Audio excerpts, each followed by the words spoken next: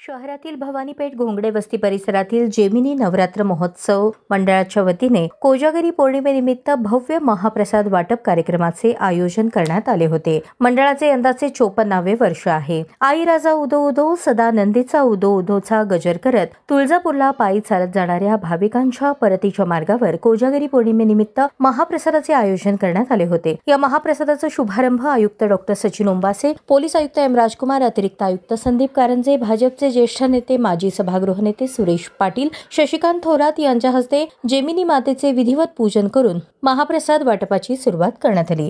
दरवर्षी कमीत कमी 5000 लोकांना आम्ही महाप्रसाद वाटतो, जेणेकरून तुळजापूरला पायी जाणारे येणारे आणि आमच्या या घोंगडे वस्ती भवानीपेठ भागातले सर्व भक्तगण त्या ठिकाणी महाप्रसादाचा लाभ घेतो। कोणाला बी काय आमच्या या भागात गोरगरिबांना कमी पडलं तर कधीही कोणी मागावं, साखर असू दे, तांदूळ असू दे, गहू असू दे, आमच्या मंडळाच्या वतीनं जास्तीत जास्त मदत करायचा प्रयत्न करू।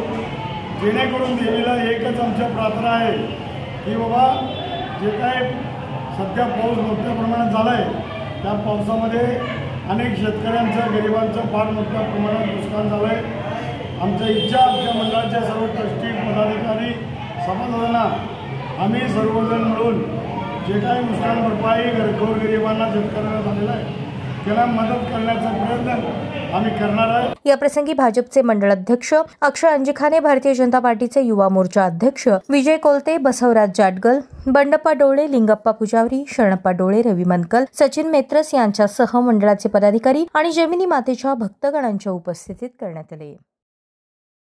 नवरात्राच्या सांगता उत्सवाच्या अनुषंगाने जेमिनी माता मंडळाच्या वतीनं आज मोठ्या प्रमाणात इथं महाप्रसादाचं आयोजन केलेलं आहे। या मंडळाचं कार्य गेल्या 54 वर्षापासून मी पाहतो। बऱ्याच प्रकारे या ठिकाणी विविध धार्मिक उत्सव असतील, सामाजिक उपक्रम असतील या मंडळाच्या माध्यमातून केले जातात आणि आज पौर्णिमेचा दिवस आहे आणि आज या मंडळाच्या माध्यमातून इथं मला देवीची महाआरती करायचा योग मंडळाच्या सर्व पदाधिकाऱ्यांनी मला उपलब्ध करून दिला। त्यावर मी सर्व पदाधिकाऱ्यांचे आभार मानतो।